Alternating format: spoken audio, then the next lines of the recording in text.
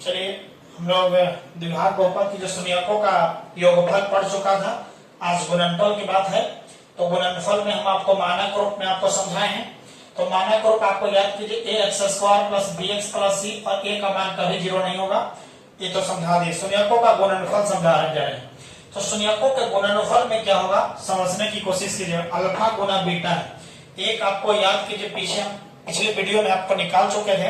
X बराबर minus b plus root under B square minus 4ac बटा 2a। ये वो अल्फा का मान यही शून्य के वो निकला। और दूसरा निकला था माइनस में minus b minus root under B square minus 4ac बटा 2a। और ही आपको मिला था। आपको अब यहां से समझिएगा ये जो शून्यकों का गुणनफल है दोनों का, तो अल्फा का मान ये वाला और बीटा का मान ये हो गया। आप क्या करते हैं यहां से समझने की कोशिश करना। दो में गुना है तो नीचे तो दोनों एक पद है, दोनों तो गुना हो गया तो 4a स्क्वायर हो गया। कोई दिक्कत तो नहीं है। अब यहां से उतारने की कोशिश करें। देखो माइनस बी स्क्वायर, हाँ ये कंडीशन है। यहां से समझ लीजिएगा काम कंप्लीट हो जाएगा। पहले देख लो होगा ठीक है। ई माइनस बी है, ई गुना करने जा रहे हैं माइनस बी और ई माइनस ई एक ही जाएगा, फिर ई एक ही जाएगा, ई एक ही जाएगा, फिर ई एक ही जाएगा बारी बारी से। तो माइनस बी और माइनस बी, माइनस में माइनस से गुना करेंगे तो प्लस, बी में बी से गुना करेंगे तो बी स्क्वायर हो जाएगा। फिर माइनस बी उसके यहाँ जाएगा, माइनस और माइनस प्लस हो जाएगा, बी गुना root under B square minus 4ac। अब इसके यहाँ घुमाइए, ई जाएगा एक प्लस और माइनस माइनस, बी आ गया इधर लिख दिए root under B square minus 4ac।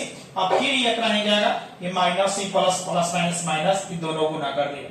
और सोचिए प्लस में भी रूट अंडर इतना ही, माइनस में कट गया, कटने के बाद में आपके पास बचा बी स्क्वायर माइनस। देखो दोनों अंदर में बताइए समान है, b square minus 4ac b square minus 4ac दोनों रूट के अंदर है। तो ए को बाहर निकालो खींच करके, तो ए को बाहर निकाले माइनस में निकाले ना। अब इसको क्या करेंगे, इसको बी स्क्वायर माइनस से गुना करिए, minus b square minus minus plus 4ac हो गया। कोई दिक्कत है नहीं। अभी तो माइनस ही प्लस खत्म हो गया, 4ac अब बटा देखिएगा 4a स्क्वायर बचा, 4 से 4 खत्म, एगो ऊपर है नीचे दो, एगो खत्म की एगो बचा यानी c बटा a, यानी अल्फा गुने बीटा बराबर c बटा कुछ मिला a। अब हम आपसे पूछे कि संबंध आपसे पूछेगा तब क्या बताओगे, बताओ।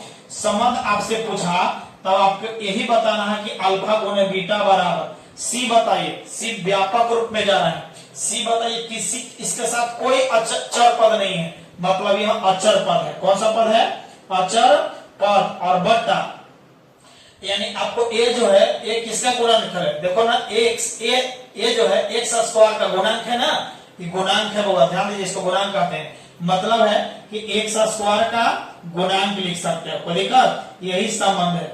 चलो इसमें जितने लोग नए हैं समझ में आया होगा। तो हम अल्फा और गुने बीटा दो द्विघात बहुपद के शून्यकों का योग बता दिए और गुणनफल बता दिए। बहुत इंपॉर्टेंट है, ऑब्जेक्टिव इससे बहुत बनेगा। तो बताइए द्विघात बहुपद के शून्यकों का योग का फार्मूला माइनस बी बटा ए, शून्यकों के गुणनफल का फार्मूला c बटा ए। कोई दिक्कत है नहीं। यहां तक समझ में आ गया। लाइक और सब्सक्राइब बनता है, शेयर कीजिए दोस्तों के पास। Thank you so much. मिलते हैं।